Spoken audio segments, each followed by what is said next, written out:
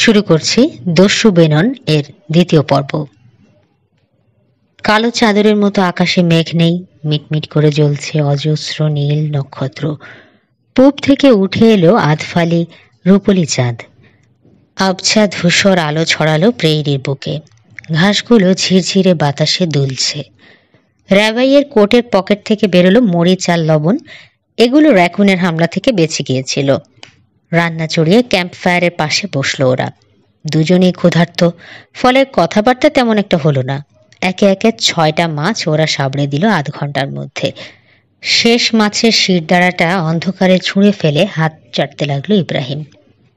থাকলে আরও খেতে পারত ও, এখনো পেটের 5 ভাগের 1 ভাগ খালি রয়ে গেছে। একটা সিগার ধরিয়ে আয়েশ করে ধোয়া টানলো বেনন। পুরনো পোশাক আর মাথায় গোল টুপি পরা পাশে বসা আজব লোকটাকে জিজ্ঞেস করলো, জানতে পারি কি কোত্থেকে এসেছো তুমি? দেখে তো এদিকের লোক বলে মনে হচ্ছে না। ঠিকই ধরেছ, আমি জেরুজালেমের লোক। পশ্চিমে দেখালো রাবাই, বোঝাতে চাইলো ওদিক যাবে। বুঝল না বেনান। তুমি তাহলে ক্যালিফোর্নিয়ার জেরুজালেম নামে কোনো শহর থেকে এসেছো? না, ওখানেই মানে ক্যালিফোর্নিয়াতেই যাব। তাহলে জেরুজালেম কোথায়? জেরুজালেম হচ্ছে জেরুজালেমে। কোন দিকে তা আমি বলতে পারবো না। আচ্ছা, তাহলে ক্যালিফোর্নিয়া পশ্চিমে, এতে ভুল নেই তো কোনো? কৌতূহলী চোখে র্যাবাইকে দেখল বেনান। তুমি আসলে হারিয়ে গেছো, তাই না? খানিকটা। আচ্ছা, মাথা দোলালো ইব্রাহিম। হ্যাঁ, হারিয়ে গেছি বটে, তবে ঠিকই একদিন পৌঁছে যাব সান ফ্রান্সিসকোতে। সঙ্গে টাকা আছে? না। খাবার? না।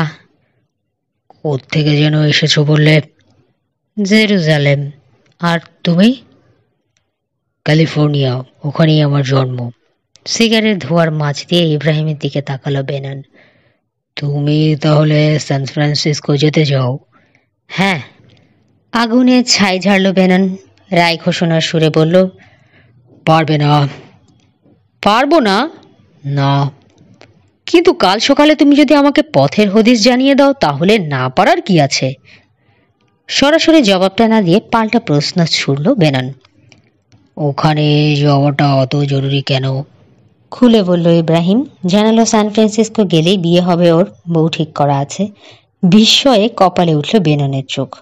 জীবনে যাকে দেখোনি এমন কাউকে বিয়ে করবে তুমি? দেখেছি। বেন্ডার পরিবারের ছবিটা পকেট থেকে বের করলো ইব্রাহিম। এই যে ক্রস দেয়া মেয়েটাই আমার বউ হবে। পাপস! মুখ ফসকে বেরিয়ে গেল বেনানের। ছবি দেখে কি মনে হয়? মতামত জানতে চাইল রাবাই। উত্তর দেওয়ার আগে বেশ খানিকক্ষণ চিন্তা করতে হলো বেনানকে। এই সহজ সরল লোকটাকে ভালো লেগেছে ওর। এমন কিছু বলা উচিত হবে না যাতে সে মনে চোট পায়। শেষ পর্যন্ত গম্ভীর চেহারার মতামত দেবার ভঙ্গি করে ও বলল, তোমার একজোড়া যমজ বাচ্চা হলেও কোনো সমস্যা হবে বলে মনে হয় না। তোমার পরিবারে কেউ নেই? জানতে চাইল রাবাই। মাথা নাড়ল বেনান। ছিল, ছোটবেলায়। ভাবুক দৃষ্টিতে ওর দিকে তাকালো রাবাই। তোমার কথা শুনে কেন যেন মনে হলো আরো অনেক কিছু বলার আছে তোমার, খুলে বলবে? আগুনের দিকে তাকিয়ে ক্ষণিকের জন্য অন্যমনস্ক হয়ে গেল বেনান। এই লোকটার কোনো স্বার্থ নেই, এমনি সহানুভূতি বশত জানতে চাইছে ওর অতীত। কই, আর কেউ তো কোনোদিন এরকম আন্তরিকতার সঙ্গে ওর সম্বন্ধে জানতে চায়নি। অদ্ভুত একটা একাত্মতা অনুভব করলো বেনন লোকটার সঙ্গে। ওরা যেন একই দুনিয়ার মানুষ, শুধু বেড়ে ওঠার পরিবেশটা আলাদা ছিল বলে ও হয়েছে ডাকাত আর ইব্রাহিম হয়েছে যাজক।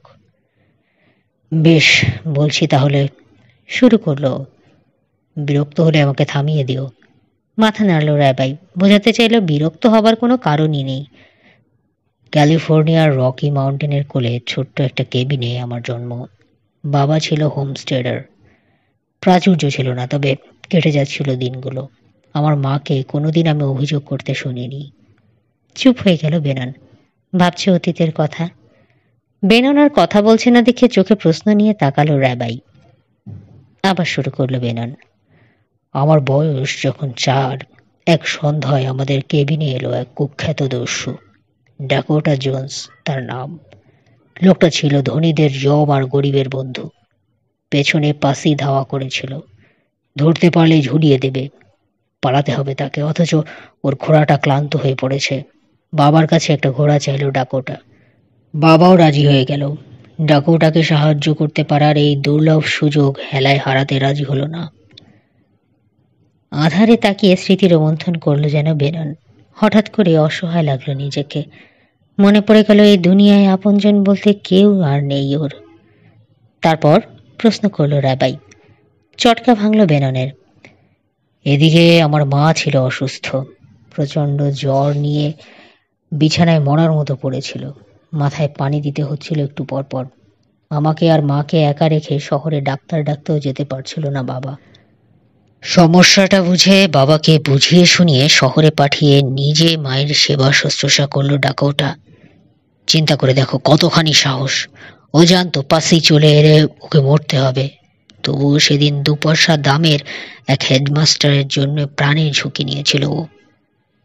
দম নিতে থামল বেনন। ইব্রাহিম বলল, মহৎ লোক। তা তো বটেই, সায় দিল বেনন। ও জানে না একদিন ভাগ্য ওকে ডাকোটার মুখোমুখি দাঁড় করিয়ে দেবে। তারপর কি হলো বললে না? তারপর বাবা ডাক্তার নিয়ে ফিরতেই তাজা একটা ঘোড়া ধার নিয়ে চলে গেল ডাকোটা। 8 ঘন্টা পরে পাশে এলো। একজন দস্যুকে সাহায্য করার অপরাধে বিচার করে বাবাকে জেলে দিল ওরা। জেলেই মৃত্যু হয়েছে আমার বাবার। আমার মাও তারপর আর বেশি দিন বাঁচল না। ভালোবাসার মানুষের এই অপমান বেচারি সইতে পারেনি। চুপ করে আগুনের শিখার দিকে তাকিয়ে থাকলো বেনন। তারপর তারপর এক টুকরো করুণ হাসি ফুটে উঠল বেননের ঠোঁটে। তারপর এখানে ওখানে লাথি ঝাঁটা খেয়ে ঘুরে বেড়ানো। গির্জার পাদ্রী আমাকে আশ্রয় দিয়েছিলেন বলে তাকে একদিন টাউন হল থেকে অপমান করে বের করে দেওয়া হলো। আমাকে নিয়ে কাঁদতে কাঁদতে বেরিয়ে এলেন তিনি। সেদিনই গির্জার আশ্রয় ছেড়ে পালিয়ে এলাম আমি। চাইনি আমার জন্যে ভালো একজন মানুষকে প্রতি পদে কষ্ট আর লাঞ্ছনা পেতে হোক। সমাজের চোখে অপরাধীর ছেলেই রয়ে গেলাম আমি। তারপরও এতিম, ফলে যত খুশি দুর্ব্যবহার তো করাই যায় আমার সঙ্গে। চলে গেলাম অন্য শহরে, কিন্তু সেখানেও কাজ করে বেঁচে থাকা সহজ হলো না। আমার পেছন পেছন গেল আমি কে সেই খবর। শুরু হলো সেখানে অত্যাচার। এভাবেই কেটেছে আমার কৈশোরের 10টা বছর। তারপর দস্যু হয়ে গেলে তুমি? হ্যাঁ, চেষ্টা করেছি, কিন্তু সমাজ আমাকে সৎ থাকতে দিল না। অপমান আর দুর্ব্যবহার সয়ে সয়ে একদিন আউটল হয়ে গেলাম। রাবাইয়ের দিকে তাকালো বেনন। চিকচিক করছে লোকটার 2 চোখ জমে ওঠা জলে। বলল রাবাই, কিন্তু এখন তো তুমি সাহসী একজন পুরুষ। এখন কেন অন্যায়ের বিরুদ্ধে রুখে দাঁড়াচ্ছ না? ডাকাতি করা কি ভালো কাজ বলো? খানিক চুপ করে থাকলো বেনন। গম্ভীর হয়ে গেছে চেহারা। তারপর বলল, ডাকাত হতে পারি, তবে নীতি বিসর্জন দিয়েছে তা ভেবো না। ডাকোটা আমার আদর্শ। ওরই মতো রক্তচোষা ধনীদের সম্পদ কেড়ে নেই আমি, বিলিয়ে দিই সমাজের জাঁতা কলে নিষ্পেষিত দরিদ্রদের মাঝে। বেননের কথা শেষ হবার পরও দীর্ঘক্ষণ চুপ করে বসে থাকলো ইব্রাহিম। তারপর নীরবতা অসহ্য ঠেকায় মৃদু স্বরে বলল, আমি সত্যিই দুঃখিত। যদি জানতাম জীবনটা তোমার এত দুঃখে কেটেছে, তাহলে অতীত জানতে চেয়ে কষ্টগুলো মনে পড়িয়ে দিতাম না। কথাটা মনের মধ্যে নেড়েচেড়ে দেখল বেনন। অচেনা লোকটার সহমর্মিতা অন্তর ছুঁয়ে গেল ওর। বলল, জীবনটা এমনই, দুর্বলের ওপর সুযোগ পেলে অত্যাচার করে সবলরা। সব সয়ে শুধু শক্ত লোকগুলোই মাথা উঁচু করে টিকে থাকে শেষ পর্যন্ত। হয়তো তাই, তবে কে যে সবল আর কে যে দুর্বল তা সময়ের পরিবর্তনের ওপর নির্ভর করে। আজ যে বাদশা, কাল হয়তো সে পথের ফকির। সব কিছুই ঈশ্বরের ইচ্ছে। আমারও তাই মনে হয়, সায় দিল বেনন। দেখো না, আগে যারা আমাকে মানুষ বলেই মনে করতো না, আজ তারা আমার নাম শুনলে ঘরের দরজা এঁটে ঘাপটি মেরে বসে থাকে। আরও 1 ঘন্টা কথা হলো ওদের মাঝে। তারপর ঘুমিয়ে পড়ল ওরা। দুজনের কেউই সচেতনভাবে জানল না কত গভীর বন্ধুত্বে জড়িয়ে গেছে ওরা নিজেদের অজান্তে। সকালে ঘুম থেকে উঠে বেনন দেখল আগেই উঠে পড়েছে যাজক। প্রার্থনা করছে মাটিতে হাঁটু গেড়ে। এই প্রথম ও খেয়াল করলো একটা টুপির নিচে আর একটা গোল টুপি পরেছে ইব্রাহিম। প্রার্থনা শেষ হতেই কারণ জিজ্ঞেস করলো ও, এত গরমে ও একটার তলায় আরেকটা টুপি কেন? তাছাড়া দেখে তো মনে হচ্ছে না ওটা ঠান্ডা ঠেকাবে। ঠান্ডার জন্য নয়, বলল ইব্রাহিম, এটা ধর্মীয় রীতি। মাথা ঢেকে প্রার্থনার মাধ্যমে ঈশ্বরের প্রতি শ্রদ্ধা জানানো হয়। তাই নাকি? বিস্মিত হলো বেনন। আমি তো জানতাম মাথা থেকে হ্যাট খোলাটাই বরং সম্মান দেখানোর উপায়। শ্রাগ করল রাবাই। এক এক দেশে এক এক রীতি। তাই হবে। 10 বছর বয়স হওয়ার পর আর কোনোদিন চার্চে ঢোকেনি তো, তাই জানি না। হয়তো গির্জাতেও এই একই নিয়ম আছে। আচ্ছা, তোমাদের মতো যাজকদের কি বলে সম্বোধন করে ইহুদিরা? রাবাই। তো রাবাই, হাসল বেনান। সাবধানে থাকতে হবে তোমার এখন থেকে। এদেশে ম্যাপেল গাছের মতো মোটা সাপ আছে। আছে তোমার খচ্চরটার মতো বড় পাহাড়ি সিংহ। আর যাদের সবচেয়ে ভয়, সেই হৃদয়হীন মানুষের সঙ্গে তো আগেই মোলাকাত হয়েছে তোমার। খচ্চর?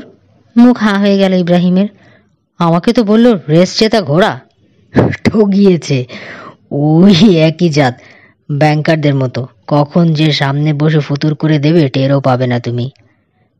হ্যান্ডশেক করলে চোখের আড়ালে গিয়েই আঙুল গুনে নিশ্চিত হয়ে নেবে দু একটা চুরি করে নিল কিনা। আধ ঘন্টা পরে ঘোড়ায় স্যাডেল চাপিয়ে এগুলো বেনান। পাশে চলল ইব্রাহিমের ল্যাংড়া খচ্চর। ট্রেইল যেখানে বাঁক নিয়ে দুদিকে চলে গেছে সেখানে থামল ওরা।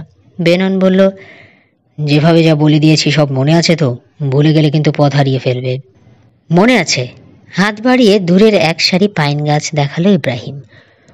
ওই গাছের ওখান থেকে উত্তরে চলতে থাকবো। 2-3 দিন পর পৌঁছে যাব সমতল জমিতে।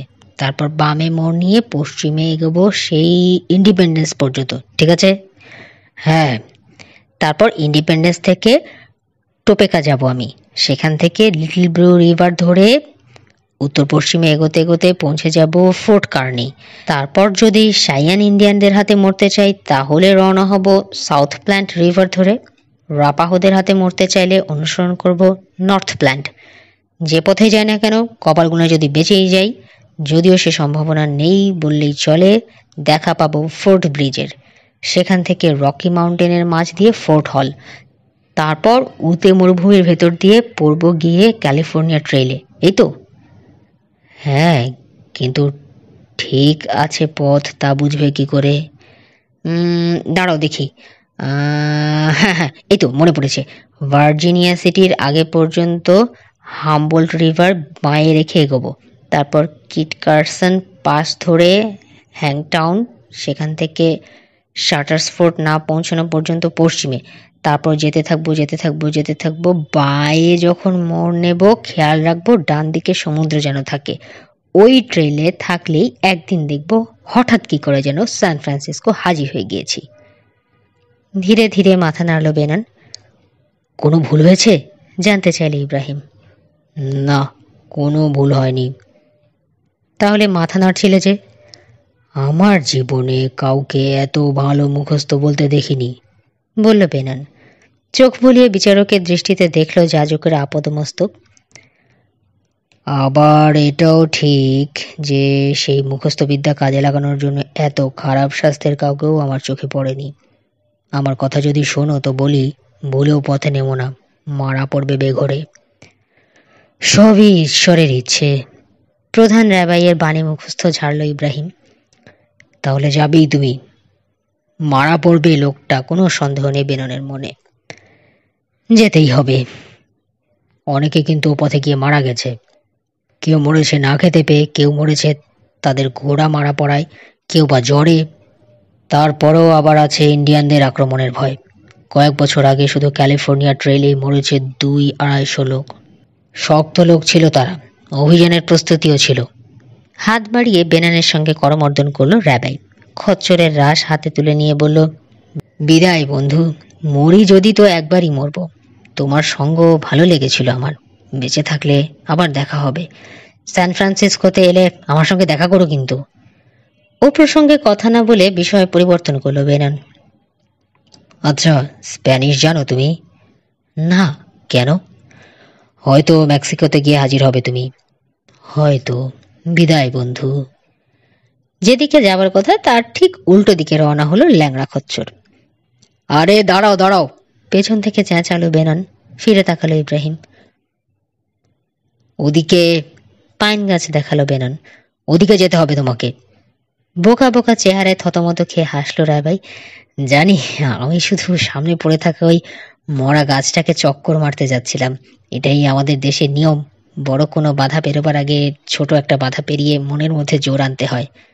মনে মনে ঈশ্বরের কাছে ক্ষমা চাইলেও মিথ্যে বলেছে বলে একেবারে ভুলেই মেরে দিয়েছিল কোন দিকে যেতে হবে। কিন্তু এত ভালো মুখস্থ বলা এবং প্রশংসা প্রাপ্তির পর এ কথা স্বীকার করা যায় না।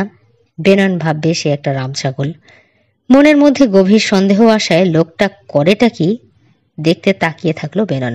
মরা গাছটাকে একবার চক্কর দিল ইব্রাহিম, তারপর সোজা এগোলো বেননের পাশ কাটিয়ে। আড়ষ্ট ভঙ্গিতে বসে আছে স্যাডেলে। একবারও বেননের দিকে তাকালো না, জানে লোকটা ওকে দেখছে। কিন্তু ভাগ্য ওকে বেননের সঙ্গে গেঁথে ফেলেছে। এত সহজেই মুক্তি মিলবে কেন? 5 গজও যেতে পারেনি বেচারা যাজক। মিথ্যে বলার অপরাধেই বোধ হয় স্যাডেলটা খুলে গেল চ্যালেঞ্জারের। ধূপ করে মাটিতে পড়ে গেল ইব্রাহিম। কোমরে বড্ড চোট লেগেছে, কিন্তু ভুলেও ও জায়গাটায় মালিশ করলো না। ও এত তাড়াতাড়ি উঠে দাঁড়ালো যেন কাঠ পিঁপড়ার দল পশ্চাৎ দেশে আক্রমণ চালিয়েছে। বেননকে শুনিয়ে বলল, আহা, বকলেসটা, হ্যাঁ ওটাই খুঁত আছে। স্রেফ ভুলে যেতে চাইলো যে আসলে সে বাঁধেইনি জিনিসটা। আবার স্যাডেল চড়ালো ও। এবার খুব সাবধানে ভালো মতো পরীক্ষা করে দেখলো আটকেছে জিনিসটা। লোকটাকে অস্বস্তি বোধ করতে দেখে নিজের পথে রওনা হয়ে গেল বেনন। কিছুদূর গিয়ে পিছু ফিরে দেখলো পাইন সারির দিকে চলছে পাদ্রির ল্যাংড়া খচ্চর। অনেকদিন পর একজন খাঁটি লোকের দেখা পেয়েছে বুঝতে পেরেছে ও। যাজকের মাথায় গিলুর একটু অভাব আছে বলে মনে হয়, তবে বেঁচে থাকলে দুনিয়ার নিয়মকানুন ঠিকই একদিন শিখে নিতে পারবে। এরকম লোককে সাহায্য করেও তৃপ্তি আছে। সকালে ঘুম থেকে উঠে অনুভব করেছে বেনন, এই অসহায় অথচ দৃঢ় প্রত্যয়ী লোকটাকে যতটা সম্ভব সাহায্য না করলে নিজেকে ছোট লাগবে ওর নিজের কাছেই। ফোর্ট কার্নির পশ্চিমে খাড়া টিলাগুলোর মাঝ দিয়ে পথ করে নিচে নামছে ইব্রাহিম আর বেনন। নিচে আলোর বিকিরণে ঝিলমিল করছে প্ল্যান্ট নদীর জল। নদীটা মিন্টের ঝাঁঝালো গন্ধ মাখা ঘন বন আর টিলার ভেতর দিয়ে এঁকে বেঁকে চলে গেছে দৃষ্টিসীমার ওপারে। 5 ঘন্টা পর ট্র্যাক করে যাজককে প্রেয়েরির মধ্যেই পেয়েছে বেনন। খচ্চরের পাশে মাটিতে বসেছিল লোকটা গালে হাত দিয়ে। ওকে দেখে লজ্জায় লাল হয়ে স্বীকার করেছে যে পথের নির্দেশ সবই বেমালুম মন থেকে মুছে গেছে। দুপুরে ওরা বিশ্রাম নিতে থামলো। ইব্রাহিমকে বনমুরগি তাড়ানোর কাজে পাঠালো বেনন। কিছুক্ষণ পরেই শোনা গেল যাজকের চিৎকার, 12, 13, এই আমি আসছি তেরে, উড়াল দে উড়াল দে। ছুটছে জোব্বা পরা ইব্রাহিম। দূর থেকে দেখে মনে হচ্ছে গ্রিজলি ভাল্লুক। আকাশে উড়ল 2টো বনমোরগ। পরক্ষণেই পড়ে গেল বেননের গুলি খেয়ে। ওগুলো নিয়ে হাঁপাতে হাঁপাতে ফিরে এলো ইব্রাহিম। মোরগ 2টো বেননের দিকে বাড়িয়ে দিয়ে বলল, আজকে রাতে দারুণ ভোজ খাবে তুমি। বিস্মিত হলো বেনন। কেন, তুমি খাবে না? বিষাদ মাখা হাসি হাসলো ইব্রাহিম। মাথা নেড়ে বলল, লোভ লাগছে, তবে খেতে পারবো না। কিন্তু আমার যতদূর মনে পড়ছে মুরগি, হাঁস, গরু, ছাগল খেতে তোমাদের ধর্মে নিষেধ করেনি। পাখিদের মধ্যে তোমাদের ধর্মের হাত থেকে বেঁচে গেছে শুধু ঈগল আর শকুন। নিয়মটা জটিল, এতটাই যে সবগুলো আমি নিজেও জানি না। তবে এটা জানি যে খাবার আগে প্রাণীটাকে সূরা পড়ে জবাই করতে হবে, তা না হলে হালাল হিসেবে ধরা যাবে না। তুমি যদি সূরা পড়ো আর আমি যদি গুলি করি? হবে না। ওঠার কণ্ঠনালী ছাড়া শরীরের আর কোনো শিরা ছেঁড়া চলবে না। তাছাড়া কোনো হাড় ভাঙলেও তা খাবার অনুপযোগী বিবেচিত হবে। তাহলে পরিচয়ের দিন যে বলেছিলে আমার সঙ্গে আগে দেখা হলে বনমুরগির রোস্ট খেতে পারতে? কথা খুঁজে পাচ্ছিলাম না, একটা কিছু বলতে হয় তাই। বাঁচবে কি করে তুমি? মোরগ 2টো নিয়ে জানতে চাইল বেনন। তুমি খরগোশ খাবে না, মুরগি খাবে না, এমনকি সবেলিও মানা আছে। শেষে একদিন হয়তো দেখবে আলু আর বিনের পাহাড় তোমার পেট ফুঁড়ে বেরিয়ে আসছে। চিন্তিত দেখালো ইব্রাহিমকে। একমত হতে পারলো না। কিছুক্ষণ পর বলল, আমার ধারণা এতদিনে ওগুলো হজম হয়ে গেছে। সে রাতে একটা ক্ষীণ স্রোতার পাশে ক্যাম্প করলো ওরা। চারপাশে খুঁটি গেড়ে তার উপর কম্বল বিছিয়ে আগুনটা ঢেকে রাখলো বেনন। ঝর্ণার ওপারে 200 গজ দূরে চাঁদের আলোয় আবছাভাবে দেখতে পাচ্ছে ওরা কয়েক ডজন 3 কোণার টিপি। পৌনিদের গ্রাম, যাজককে বলল বেনন। ওরা কি বিপজ্জনক? কয়েকজনের আকৃতি দেখতে পাচ্ছে ইব্রাহিম, হেঁটে ফিরে বেড়াচ্ছে গ্রামের সীমানায়। বলা মুশকিল, আর্মির জন্য স্কাউটিং করে ওরা, তবে ওদের শরীরে আছে মারাত্মক ব্যাধি, যক্ষা। সাদাদের কাছ থেকে ওদের হয়েছে, সাংঘাতিক ছোঁয়াচে, একবার ধরলে আর রক্ষে নেই। বেননের দিকে তাকালো ইব্রাহিম, প্রশংসা করে বলল, কত কিছু জানো, তুমি একজন শিক্ষিত লোক বেনন। লজ্জা পেল বেনন, র্যাবাই জানে না, স্কুলের গণ্ডিও পেরোয়নিও। বলল, যতটুকু যা জানি তা দেখে শিখেছি। জানো, তাওরাতে লেখা আছে নিজের জন্য ভালো একজন শিক্ষক খুঁজে নাও।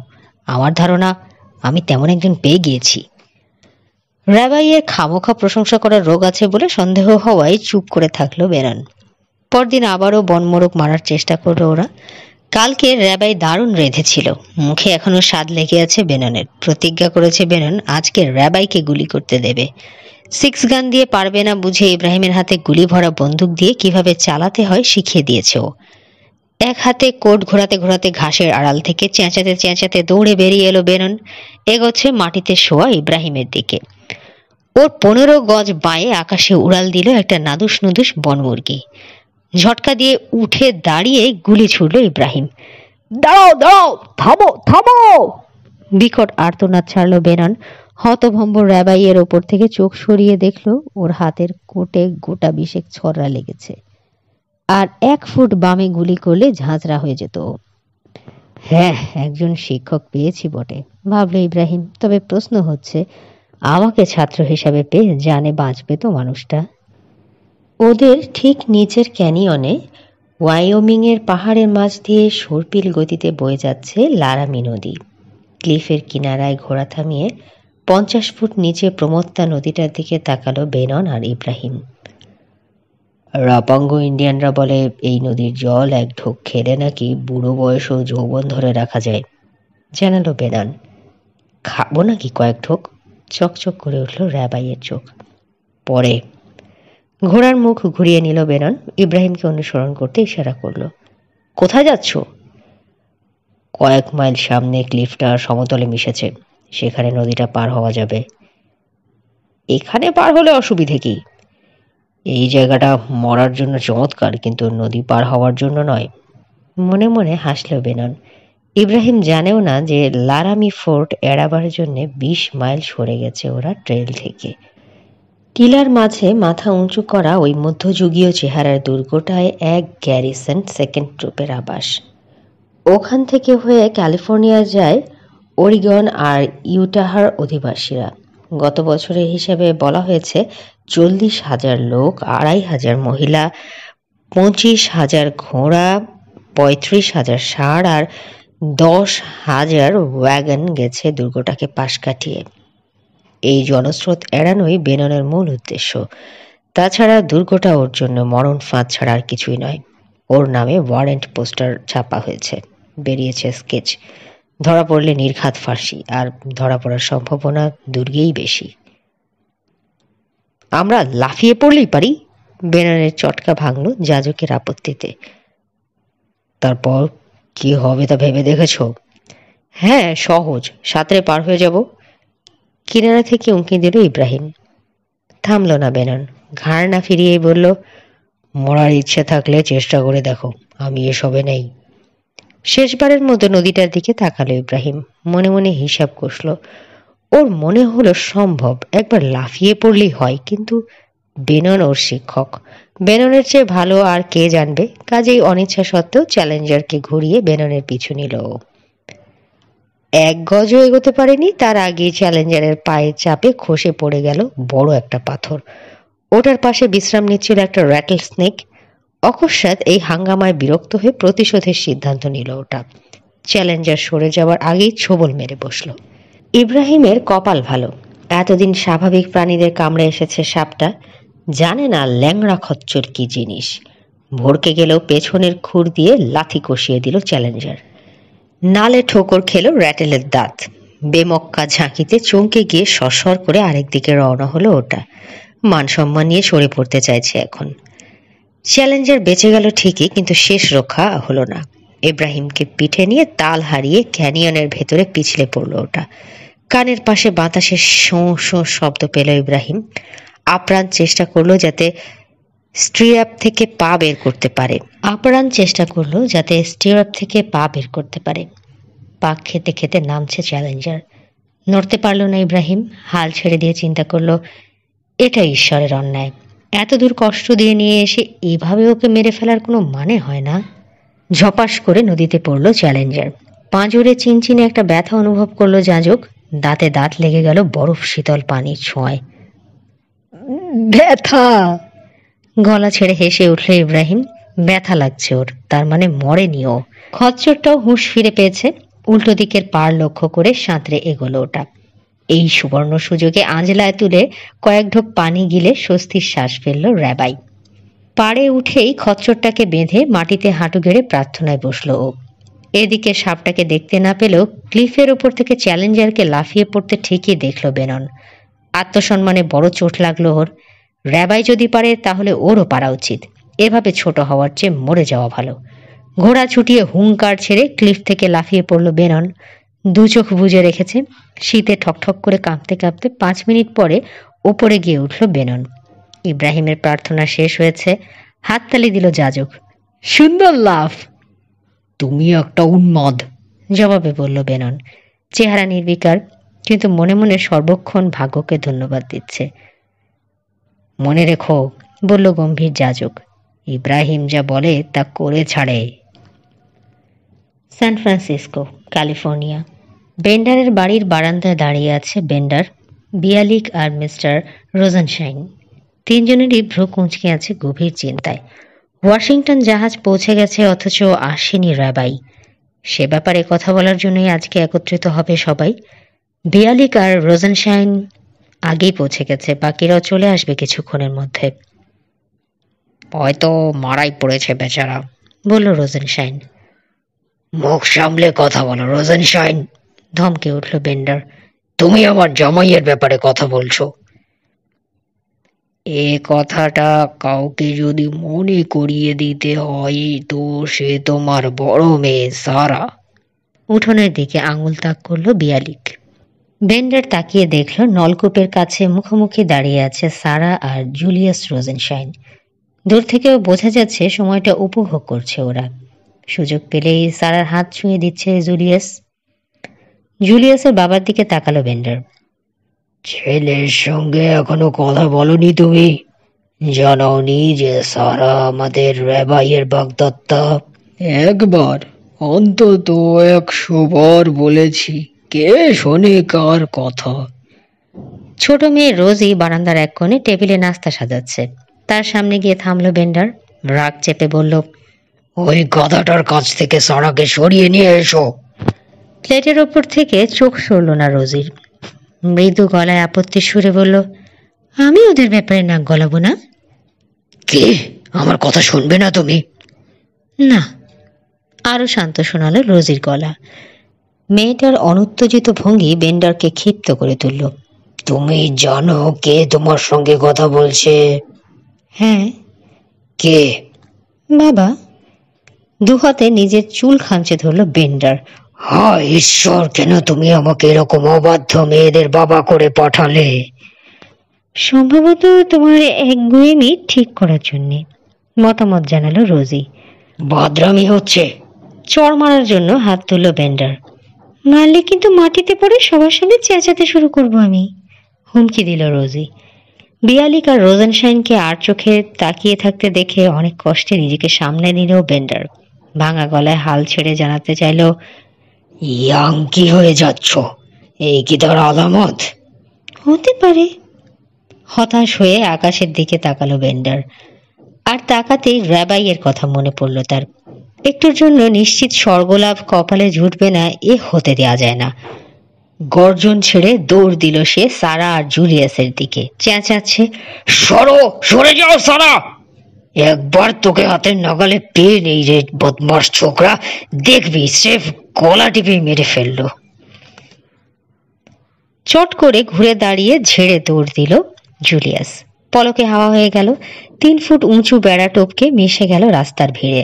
হতাশ হয়ে মাঝপথে থেমে দাঁড়ালো বেন্ডার। কড়া চোখের দৃষ্টি বানে বড় মেয়েকে শাসন করে ফিরে চলল বারান্দার দিকে। Continental device. 5 মাইল দূরে থেকেই ক্যাম্প করল বেনান আর ইব্রাহিম। দূর দিগন্তে দেখা যাচ্ছে গায়ে বরফের আচ্ছাদন নিয়ে মাথা তুলে জেগে আছে রাজকীয় রকি পর্বত।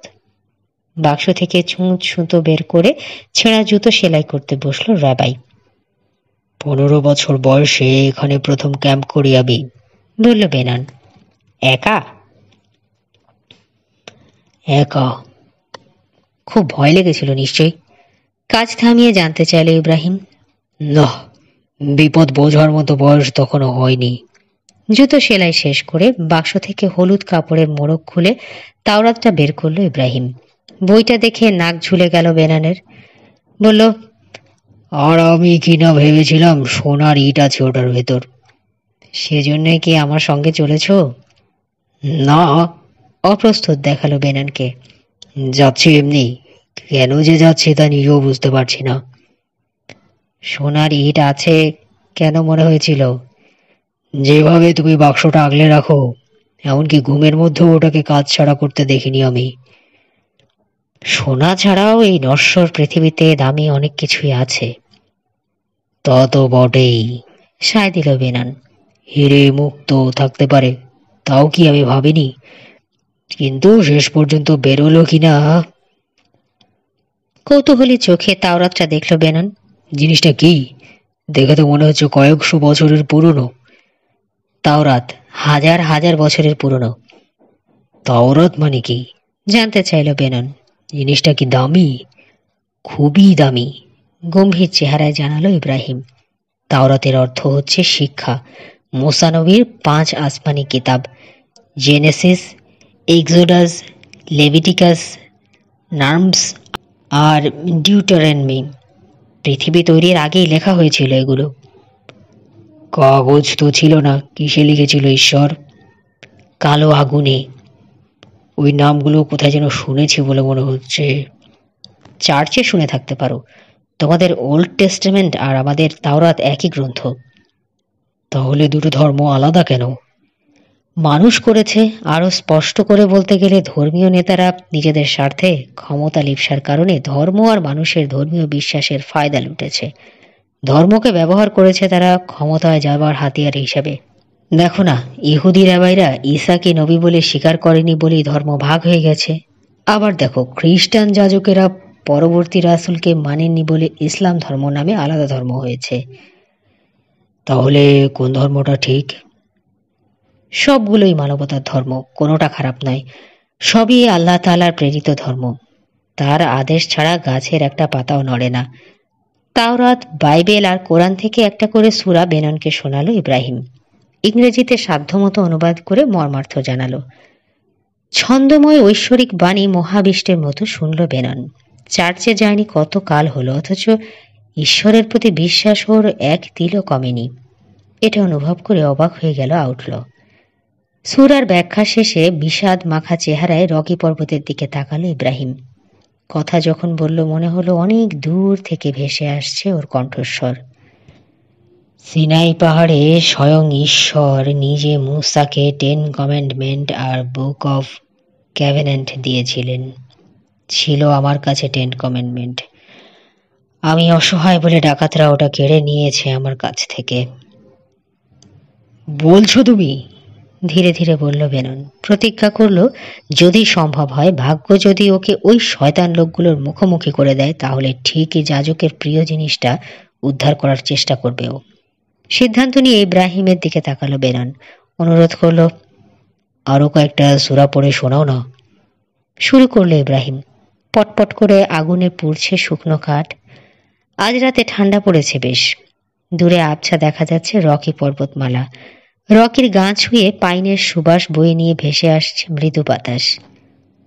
অদ্ভুত এক প্রশান্তি মাখা পরিবেশে একে একে পড়ে গেল ইব্রাহিম, মুসা, ঈসা আর মুহাম্মদ, এই 3 রাসূলের কাছে সমর্পিত কিতাবগুলো।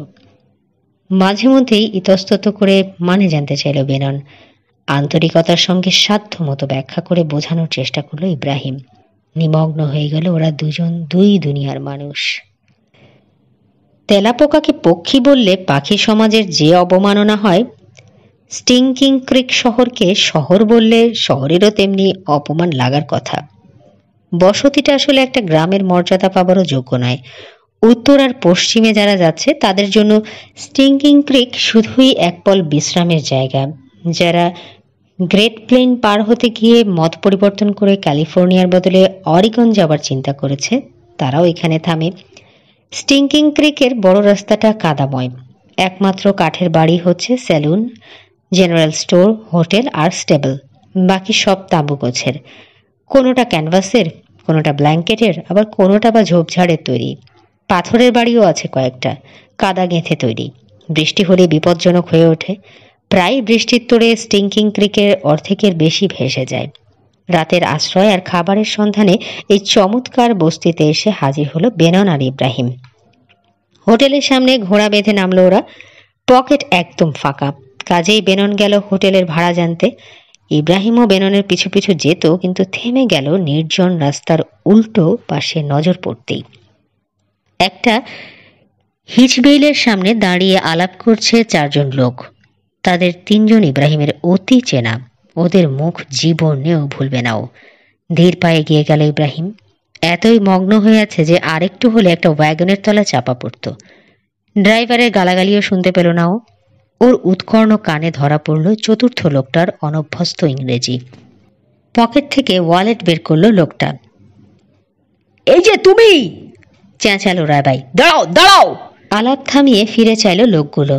দুই ডিগস ভাই আর বুড়ো স্টেবল মালিকের চেহারা দেখে মনে হলো না ওকে তারা চিনতে পেরেছে। বিদেশি লোকটার কুনি ধরে কয়েক কদম সরে এলো ইব্রাহিম।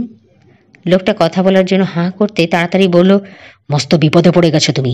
ওই লোকগুলো যারা তোমার সঙ্গে কথা বলছিল আসলে ডাকাত। কি? হ্যাঁ, আমার তো ওদের কথা শুনে তেমন মনে হলো না। আমারও মনে হয়নি। কি বলেছে ওরা তোমাকে? বলেনি যে ওদের মা নিউমোনিয়া মারা যাচ্ছে, স্যান ফ্রান্সিসকোয় তাকে দেখতে যেতে হবে? না, অসুস্থ মাকে দেখতে সল্ট লেকে যাবে ওরা। আমার বেলায় বলেছিল স্যান ফ্রান্সিসকো। দ্বিধান্বিত দেখালো বিদেশিকে। স্পষ্টতই সিদ্ধান্তহীনতায় ভুগছে। দয়া করে বিশ্বাস করো আমার কথা, অনুনয় করলো ইব্রাহিম। চলে যেতে বলো ওদের, ওরা বাটপার ছাড়া আর কিছুই নয়। একবার ডিগস আর বুড়োটাকে দেখে নিয়ে ইব্রাহিমের দিকে তাকালো লোকটা। আগেও শুনেছে এরকম ঘটনা আমেরিকাতে প্রায়ই ঘটে। কাজেই অবিশ্বাস দূর হয়ে গেল মন থেকে। ফিস ফিস করে ধন্যবাদ দিয়েই পেছাতে লাগলো সে। ডিগস ভাইদের এগোতে দেখে কয়েক কদম গিয়েই ঘুরে দাঁড়িয়ে ঝেড়ে দৌড় দিল। ডিগসদের পথ আগলে দাঁড়ালো ইব্রাহিম। বুকে সাহস এনে বলল, ভেবো না ওকেও আমার মতোই ঠেকাতে পারবে। দাঁড়াও মিস্টার, পেছন থেকে পলায়ন পর লোকটার উদ্দেশ্যে চেঁচালো ডেরিল। দেরি হয়ে গেছে এখন, জানালো রাবাই। ওর সামনে থেমে দাঁড়ালো ক্ষিপ্ত ডেরিল। চোখ গরম করে তাকালো। কি বলেছ ওকে তুমি? ডেরিলের এক পাশে এসে দাঁড়ালো মিস্টার জোন্স। কে এই লোকটা? এক দৃষ্টিতে তাকিয়ে আছে ম্যাট, চোখ কুঁচকে চিন্তা করছে। হঠাৎ বলল, মনে পড়বে এক্ষুনি, ওকে আমি চিনি। চিন্তাটা পেটে আছে, মুখ পর্যন্ত এলেই হয়। আমার টাকা ফেরত দাও, বলল ইব্রাহিম। ভয়ে বুক কাঁপছে ওর, কিন্তু চেহারা দেখে কে বলবে। বুক টান টান করে দাঁড়িয়েছে। তুমি সেই কঙ্কাল ইহুদি? হঠাৎ ওকে চিনতে পারলো ম্যাট। আমার রূপোর পাতটা ফেরত দিতে হবে তোমাদের, শান্ত স্বরে বলল ইব্রাহিম। বলে কি বেটা? ছোটখাটো একটা গর্জন ছাড়লো ডেরিল। জার্মান লোকটাকে কি বলেছ তুমি? জানতে চাইল মার মুখ ডেরিল। যা সত্যি তাই বলেছি, এক পা পিছালো ইব্রাহিম। বলেছি তোমরা আসলে ডাকাত, ঠক, বাটপার, মানুষের সর্বস্ব কেড়ে নাও। তবে রে শালা, ঝাঁপিয়ে পড়লো ডেরিল ইব্রাহিমের ওপরে। বাকিরা ডেরিলকে সাহায্য করলো। ম্যাটের ঘুষিতে ঠোঁট কেটে গেল ওর। ডেরিল ওকে পেছন থেকে শক্ত করে ধরে রাখলো দুহাতে। এদিকে দমাদম ঘুষি মারছে জোন্স আর ম্যাট। জোন্স পেটে মেরে সরে দাঁড়ালেই ম্যাট আঘাত করছে ওর মুখে। দুটো মাড়ির দাঁত নড়ে গেল ইব্রাহিমের। ঘন ঘন ঝাঁকি খেলো মাথাটা। আশা করলো বেনন চলে আসবে। সাহায্য চেয়ে চেঁচাতে চাইলেও কিন্তু পারল না। জ্ঞান হারিয়ে কাদায় মুখ থুবড়ে পড়ে গেল ও। ওর চুলের মুঠি ধরে চেহারাটা ভালো করে দেখল ডেরিল, তারপর মাথা ঝাঁকিয়ে বলল, হ্যাঁ, এই বেটাই নিউ ইয়র্কে আমাদের ঠকিয়েছিল। ভেবেছিলাম টাকাওয়ালা রসালো আদমি, কিন্তু পরে দেখা গেল প্রায় ফক্কা। চলো কেটে পড়ি, কেউ এসে পড়তে পারে, বলল ম্যাট। সায় দিয়ে রওনা হলো ডেরিল, পেছনে চলল বাকি দুজন। দূরে রেখে আসা ওয়াগনের দিকে ফিরে চলেছে ওরা। ইব্রাহিমের চেতনা ফিরল স্টেবেলে। উঠে বসতে গিয়েও ব্যথা পেয়ে আবার শুয়ে পড়ল। মাথাটা ঝিমঝিম করছে, মনে হচ্ছে উদ্ধত ফেরাউনের মাথা। ভেতরে ঢুকে কামড়াচ্ছে মশা। ওঠার দরকার নেই, শুয়ে থাকো দোস্ত, বেনানের পরিচিত গলা শুনতে পেল ও। ইব্রাহিমের চোখ মোমের হলদে আলোয় বেনানকে খুঁজে নিল। ওর পাশে ঝুঁকে বসে আছে আউটলক, কপালে জলের পট্টি দিয়ে দিচ্ছে। কেমন লাগছে এখন? চারপাশে তাকালো ইব্রাহিম, বোঝার চেষ্টা করলো কোথায় আছে। হোটেলে ভাড়া বেশি, তাই স্টেবেলেই আপাতত আস্তানা গেড়েছি আমরা, জানালো বেনান। ওরা আমার 10 কমান্ডমেন্ট দেয়নি? ফিসফিস করে বলল ইব্রাহিম। মাইনারদের মুখে শুনেছি কি ঘটেছে, বলল বেনান। ওরা বলল দূর থেকে দেখেছে 3 জনের বিরুদ্ধে একা লড়ছো তুমি। আমি লড়িনি, যা আমার তাই শুধু চেয়েছিলাম ওদের কাছে। ডিক্সদের ছোট ভাইটার বয়স কত? 40-45 হবে। আর মিস্টার জোন্স? আরো বেশি, 50-55। সেই তুলনায় খারাপ মারেনি দেখা যাচ্ছে। মাথা নেড়ে পানিতে ভিজিয়ে কাপড়টা আবার ইব্রাহিমের কপালে রাখলো গম্ভীর বেনন। জ্বরে গা পুড়ে যাচ্ছে রাবাইয়ের। না, খারাপ একে কিছুতেই বলা যাবে না। আমি ইহুদি তো, ওরে বাবা, মরে গেছি, তাই মানুষ বলেই মনে করেনি। ওদের মধ্যে আকারে সবচেয়ে বড় যে, তার আকৃতি কেমন? আমার দ্বিগুণ। কেন, কি আসবে যাবে তোমার এসব জেনে? অনেক কিছু। গায়ের জোরে না পড়লে ওই লোকটাকে গুলি করতে হতে পারে আমার। আমি খুনোখুনি চাই না। দাঁতে দাঁত চেপে উঠে বসলো ইব্রাহিম। যথেষ্ট শীত, তবুও এটুকু পরিশ্রমী কপালে বিন্দু বিন্দু ঘাম জমে গেল ওর। কখনো কখনো গোলাগুলিতে না গিয়ে উপায় থাকে না। উপায় খুঁজে নিতে হয়। তুমি চাও না আমি প্রতিশোধ নেই? না, প্রতিশোধ নেয় মাহাত্ম নেই, মহত্ব আছে ক্ষমায়। তোমাকে তো আমি 10 কমান্ডমেন্ট শুনিয়েছি, মনে নেই? আছে মনে, তাই বলে কয়েকটা বদমাইশকে এমনি এমনি ছেড়ে দেব? একটা কাজ করতে পারো, চেষ্টা করে দেখতে পারো গোলমালে না জড়িয়ে ওটা উদ্ধার করা যায় কিনা। বসে থাকার পরিশ্রম সহ্য না হয় শুয়ে পড়ল ইব্রাহিম। চোখ বুজে আসছে ওর ঘুমে। হাই তুলে জানতে চাইল কটা বাজে। 12টা। রাত 12টা? তা কি করে হয়? হাসলো বেনন। তুমি 8 ঘন্টা অজ্ঞান ছিলে, আমি তো ভেবেছিলাম মরেই যাবে।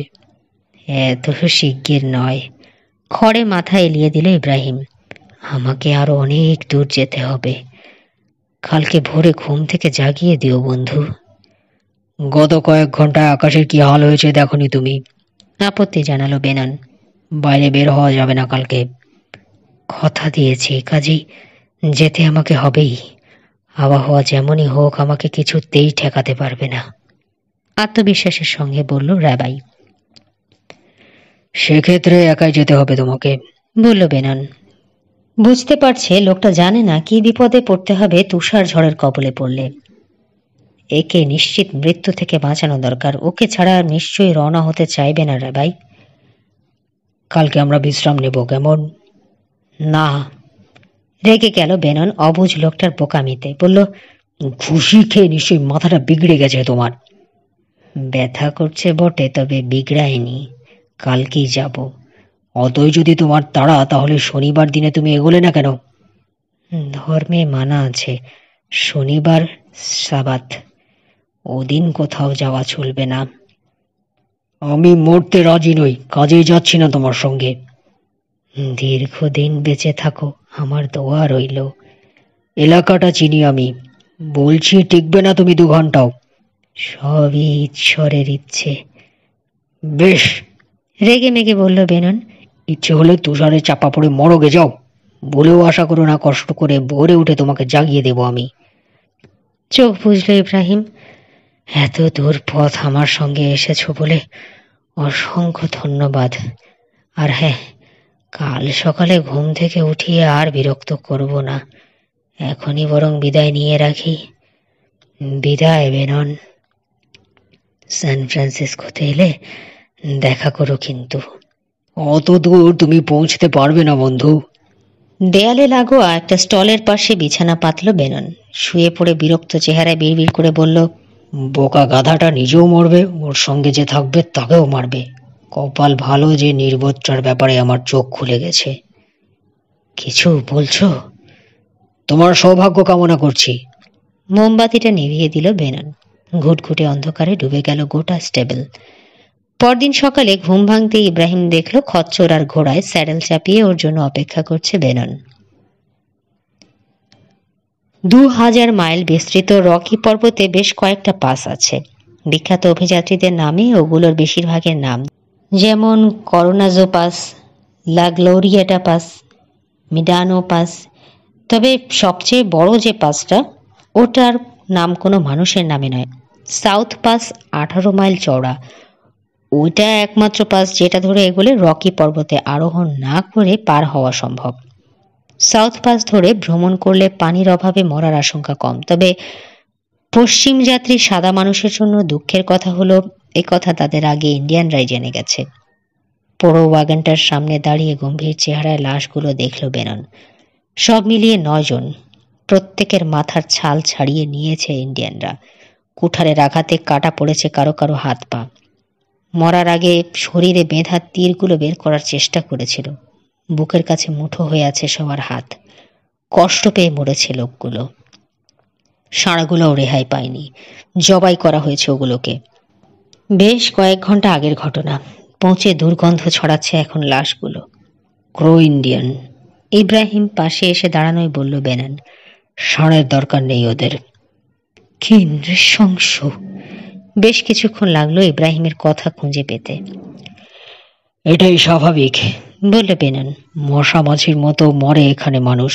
কিছুদিন আগেও নর্থ প্ল্যান্ট নদী পেরোতে গিয়ে প্রতিদিন গড়ে 2 জন করে মারা যেত। চলো চলে যাই এখান থেকে, কাঁপা কাঁপা স্বরে বলল রাবাই। ভয় লাগছে আমার। মাথা নাড়ল বেনন। কবর দিতে হবে লোকগুলোকে, এটুকু ওদের প্রাপ্য। 2 ঘন্টা লাগলো ওদের বরফে গর্ত খুঁড়ে সবাইকে কবর দিতে। ইব্রাহিম এগোবার কথা বলতেই দ্বিমত পোষণ করল বেনন। ইন্ডিয়ানরা সামনেই কোথাও আছে, আগে বাড়লে ওদের খপ্পরে পড়বো আমরা। তাহলে কি করা উচিত? ফিরে যাব। আবহাওয়া ভালো না হওয়া পর্যন্ত স্টিংকিং ক্রিক থেকে নড়ব না। বেরিয়েছি যখন ফিরছি না আমি। একগুয়েমি ইব্রাহিমের চেহারায়। আর কোনো উপায় থাকলে বলো। বেনন মাথা চুলকালো। আনমনে বিড়বিড় করলো, দাঁড়াও ভেবে দেখি। দক্ষিণে কন্টিনেন্টাল পিক, ওটার মাইল খানেকের মধ্যে গেলেই ক্রোদের হাতে ধরা পড়তে হবে। উত্তরে উইন্ডিজ রিভার রেঞ্জ, অত উঁচু পাহাড় পেরোনো যাবে না। তবে যদি ওটার পূব দিক দিয়ে এগোই তাহলে হয়তো ইউনিয়ন পাসে পৌঁছতে পারবো। কিরকম সময় লাগতে পারে ওখানে পৌঁছতে? কয়েক সপ্তাহ, যদি আগেই বরফে জমে না মরি। আর কোনো পথে যাওয়া যায় না? যায়, তবে ঝুঁকি বেশি। সবখানেই ঝুঁকি আছে। তাড়াতাড়ি যাওয়া যাবে যে পথে, সে পথেই যাব আমরা। বেশ, তাহলে সুইট ওয়াটার রিভার ধরে এগোবো আমরা। মাইলখানেক আগে যে ঝর্ণাটা পেরিয়ে এলাম আবার ফিরে যেতে হবে সেখানে। পাহাড়ের মাঝ দিয়ে পথ করে এগিয়েছে ওটা। ওটার কিছু দূর পশ্চিমে লিটল স্যান্ডি ক্রিক। আমি যখন ওদিকে ট্র্যাপ করতাম তখন শুনেছিলাম গোপন একটা পাস আছে ওদিকের কোথাও। ইব্রাহিমের দিকে তাকালো বেনন। তবে আগেই বলে রাখছি, আমি কিন্তু খুঁজে পাইনি ওটা। খচ্চরের পিঠে উঠে বসলো ইব্রাহিম। উৎসাহ ভরে বলল, যাই তো, চলো, দেখবে ঠিকই পাসটা খুঁজে বের করে ফেলেছি আমি। রাবাইয়ের পাশে পাশে চিন্তিত মনে চলল বেনন। পেঁজা তুলোর মতো তুষার পড়ছে, সেই সঙ্গে শোঁ শোঁ বয়ে চলেছে কনকনে ঠান্ডা ঝোড়ো হাওয়া। মাঝে মাঝেই শুরু হচ্ছে বৃষ্টি। মাটিতে পড়ে বরফ হয়ে যাচ্ছে ফোঁটাগুলো। জঘন্য একটা পরিবেশ। যতক্ষণ সম্ভব সুইট ওয়াটার অনুসরণ করে এগিয়েছে বেনন আর ইব্রাহিম। এখন এগোচ্ছে আন্দাজে ভর করে। দৃষ্টিসীমা 3 ফুটেরও কম। তবে বেনান জানে সামনেই কোথাও আছে 13,000 ফুট উঁচু উইন্ড রিভার পিক। বাপরে কি ঠান্ডা! সবগুলো কাপড় পরেও ঠকঠক করে কাঁপছে ইব্রাহিম। দাঁতে দাঁতে বাড়ি খাচ্ছে বেনানের। সায় দিল, তা ঠিক। তারপর বলল, তবে শীত আসলে এখনো পড়েনি, পড়লে বুঝতে। পরদিন ওরা গাছের সারি পেছনে ফেলে পর্বতের অনেকটা উপরে উঠে এলো। খুঁজছে এমন একটা পাস যে পাসের অস্তিত্ব আছে কিনা সে ব্যাপারে ওরা নিজেরাই নিশ্চিত নয়। বেড়েছে তুষার ঝড়ের প্রচণ্ডতা। ঘোড়ার রাশ ধরে পায়ে হেঁটে ওপরে উঠছে বেনান খাড়া ট্রেল ধরে। পেছনে আসছে ইব্রাহিম। সহসা খেয়াল করল বেনন অজান্তেই দূরে সরে যাচ্ছে রাবাই। কিছুক্ষণ এভাবে চললে পথ হারিয়ে শীতে জমে মরবে লোকটা। খচ্চরের রাশ ছেড়ো না, পরামর্শ দিল বেনন। ওটাই তোমাকে আমার পিছু পিছু নিয়ে আসবে। ঝড়ের মধ্যে আবছাভাবে শুনতে পেয়ে নির্দেশ পালন করলো যাজক। আধ ঘন্টা পরে সত্যিকার তাণ্ডব শুরু হলো। ঘোড়া আর খচ্চরটাকে মাটিতে শুইয়ে ওগুলোর আড়াল নিতে বাধ্য হলো ওরা। ব্ল্যাঙ্কেটে গা মুড়ে নিল যাতে শীতে মারা না যায়। 3 ঘন্টা পরে থামলো ঝঞ্ঝা। ততক্ষণে ঘুমিয়ে পড়েছে ওরা। ঘুম ভাঙার পরে ইব্রাহিমের কয়েক সেকেন্ড লেগে গেল বুঝতে যে বেনান ক্যাম্পে নেই। তাড়াতাড়ি ব্ল্যাঙ্কেট সরিয়ে চারপাশে তাকালো। আবছা সাদাটে আভা ছড়াচ্ছে বরফের বিস্তৃতি। এখনো হালকা তুষারপাত হচ্ছে, তবে সন্ধ্যের ধূসর আকাশের বুকে দেখা যাচ্ছে 2-1টা তারা। চ্যালেঞ্জারকে পাশে দাঁড়িয়ে থাকতে দেখে নাকে হাত বুলিয়ে আদর করে দিল ইব্রাহিম। বলল, সময়টা তোর খারাপ যাচ্ছে তা বুঝতে পারছি না, এত বোকা তুই আমাকে মনে করিস না যেন। থরথর করে কেঁপে উঠল চ্যালেঞ্জার। বিশ্বাস কর, বলে ইব্রাহিম। আমারও ইচ্ছে করছে গরম গরম স্যুপ খেয়ে ফায়ারপ্লেসের তাপ গায়ে মেখে আরামে ঘুম দিতে। চ্যালেঞ্জারকে 1 দলা চিনি দিল সে। দীর্ঘশ্বাস ফেলে বলল, চলে গেছে বেনন, এখন শুধু তুই আর আমি রে চ্যালেঞ্জার। ওকে তুই দোষ দিতে পারিস না। একা বেঁচে থাকা ওর পক্ষে অনেক সহজ হবে। পাহাড়ের চূড়ো টপকে একটা পাখিকে উড়ে যেতে দেখে চ্যালেঞ্জারকে ও বলল, ভেবে দেখ, তোর পাখা থাকলে আজকে এই অবস্থায় পড়তে হয় না তোকে আর আমাকে। বরফে ঢাকা দুর্গম এই পর্বত, কোথাও কোনো শব্দ নেই, নিঃসীম নির্জনতা। হতাশ লাগলো ওর। বসে পড়ল তুষারে। সূর্য নেই, কাজে জানে না পশ্চিম কোন দিকে। কালকে যদি ঘন তুষার না পড়ে, যদি সূর্য দেখা যায়, তাহলে রওনা হতে পারবে ও। বসে বসেই প্রায় ঘুমিয়েই পড়েছিল। ইব্রাহিমের ঝিমানি কাটল জোরালো শব্দের প্রতিধ্বনিতে। উইপ্পি উইপ্পি ইয়াহু! ধর্মর করে উঠে দাঁড়ালো ইব্রাহিম। ইন্ডিয়ান আসছে, আসছে ওরা রণহুঙ্কার ছেড়ে। সাউথ পাসের কাছে দেখা মৃতদেহগুলোর কথা মনে পড়তে বুকের খাঁচায় লাফাতে লাগলো হৃৎপিণ্ড। দেখতে পেলেও ঘোড়ায় চড়ে দ্রুত ছুটে আসছে একজন লোক। পালাবার পথ নেই। হাল ছেড়ে দাঁড়িয়ে থাকলো রাবাই। মরতেই যখন হবে তো পালাবার চেষ্টায় খামোখা পরিশ্রম করে লাভ কি? লোকটা কাছে আসতেই চিনতে পারলো ও। নিজের চোখে বিশ্বাস করতে পারলো না। ধারণা করলো পাগল হয়ে যাচ্ছে ও। নাহলে এ কি করে সম্ভব? ওর পাশে ঘোড়া থামিয়ে নামলো বেনন। রাবাইকে উজবুকের মতো হাঁ করে তাকিয়ে থাকতে দেখে হাসতে হাসতে বলল, বললে বিশ্বাস করবে? খুঁজে পেয়েছি আমি পাসটা, মাত্র মাইল খানেক দূরে। আফসোসের কথা, আমার নামে নাম রাখবে না কেউ ওটার। বেনন! এতক্ষণে কথা ফুটল ইব্রাহিমের মুখে। 2 হাতে জড়িয়ে ধরল বন্ধুকে। ভেবে পেল না ভুল বুঝেছিল বলে কিভাবে ক্ষমা চাইবে ওর কাছে। আবিষ্কারক বেনন বলো। ওর সম্বন্ধে কি ভেবেছিল শুকনো মুখে জানালো ইব্রাহিম।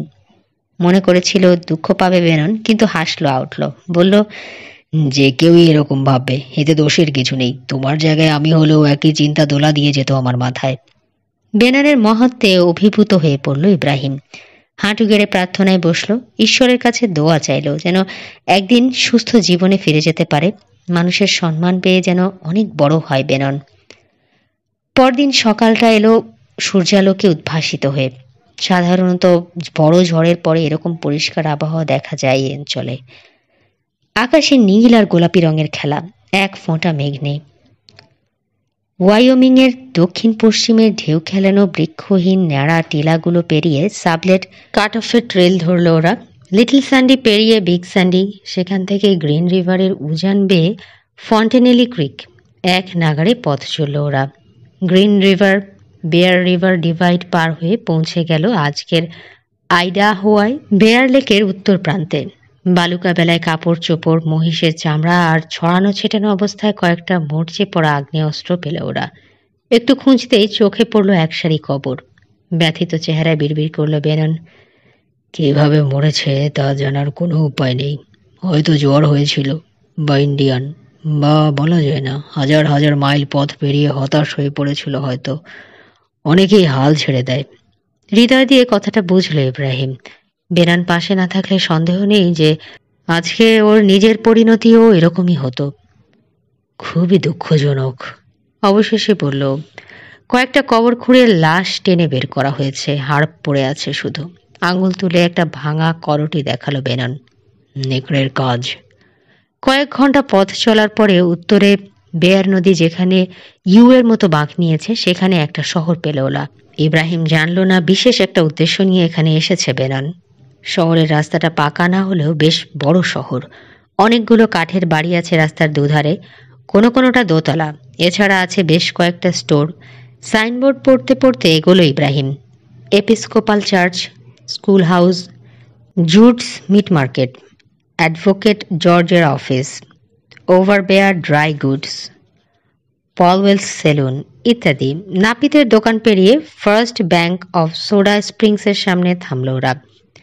রাস্তার উল্টো দিকে আরও একটা ব্যাংক আছে, জেরেমিজ ইনভেস্টমেন্ট ব্যাংক। ওটার চাকচিক্য আরও বেশি। ঘোড়ার রাশ ইব্রাহিমের হাতে ধরিয়ে দিল বেনান। বলল, এখানেই অপেক্ষা করো, আমি যাচ্ছি, দু কথা শুনিয়ে দিয়ে আসি। ঘোড়া বেঁধে আমিও আসি? না, 3-4 মিনিটের বেশি লাগবে না, নড়ো না এখান থেকে। সোজা গিয়ে ফার্স্ট ব্যাংক অফ সোডা স্প্রিংসে ঢুকলো বেনান। ভেতরে কাস্টমার আছে 6 জন। লাইন পাশ কাটিয়ে টেলারের কাউন্টারের সামনে দাঁড়ালো বেনান। কাঁচের পেছনে বসে আছে বড় টেলার। বেনানকে দেখে চশমাটা ঠিক করে তাকালো। কি করতে পারি তোমার জন্যে, ইয়াং ম্যান? আপনাদের রক্তচোষা সুদখোর মালিক কি অফিসে আছে? হ্যাঁ, মানে না। তাকে দরকারও নেই আমার। হোলস্টার থেকে অস্ত্র বের করে সবার ওপর ঘুরিয়ে এনে বুড়োটার দিকে তাক করলো বেনান। প্রতি বৃহস্পতিবারের মতো কালকেও নিশ্চয়ই টাকার চালান এসেছে। নম্বরও নিশ্চয়ই এখনো টুকে রাখা হয়নি। আপনাদের থলেটা বের করুন। সাবধান, চালাকি করতে যাবেন না, আমি এখানে মশকরা করতে আসিনি। একটু বেচাল দেখলে গুলি করে দেব। খদ্দেরা সবাই মধ্যবয়স্ক, অস্ত্র ঝোলায় নেই, কাজে ঝামেলায় জড়াবার লোক নয় কেউ।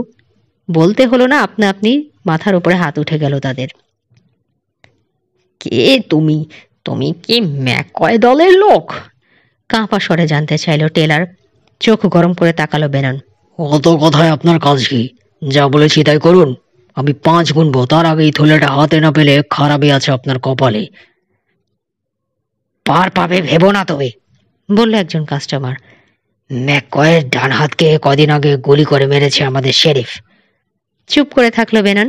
বুড়ো টেলার টাকার থলেটা কাঁচের এপারে ঠেলে দিতেই আদর করে নেড়ে দিল ও টেলারের ছাগলা দাড়ি। তারপর থলে হাতে নিয়ে দৃঢ় পায়ে বেরিয়ে এলো ব্যাংক থেকে। বেরিয়ে এসে 6 গান খাপে পুরল বেনান। থলেটা গুঁজে নিল কোটের পকেটে। টাকা তুলেছ? জানতে চাইল ইব্রাহিম। বেনান মাথা দোলাতেই বলল, রাস্তার উল্টো পাশে ভালো একটা রেস্তোরাঁ আছে, এসো দুপুরের খাওয়াটা এখানেই সেরে নিই। এই শহরে আর এক মুহূর্ত থাকবো না আমি। ইব্রাহিমের খচ্চরের পেটে একটা খোঁচা দিয়ে ঘোড়ায় উঠে বসলো বেনান। রাশে ঝাঁকি দিল। ল্যাংড়া খচ্চরের পেছনে ছুটতে লাগলো ওর ঘোড়াটা। বিস্মিত হয়ে গেল ও চ্যালেঞ্জারের গতি দেখে। মালিকের বিপদ বুঝে জান বাজি রেখে ছুটছে ওটা। কোনো মতে তাল সামলে চেঁচিয়ে আপত্তি জানালো ইব্রাহিম, কিন্তু কেন? কারণ এই শহরে ভদ্রলোক থাকে না। ওদের পেছনে হই হল্লা শোনা গেল। গর্জে উঠল কয়েকটা 6 গান।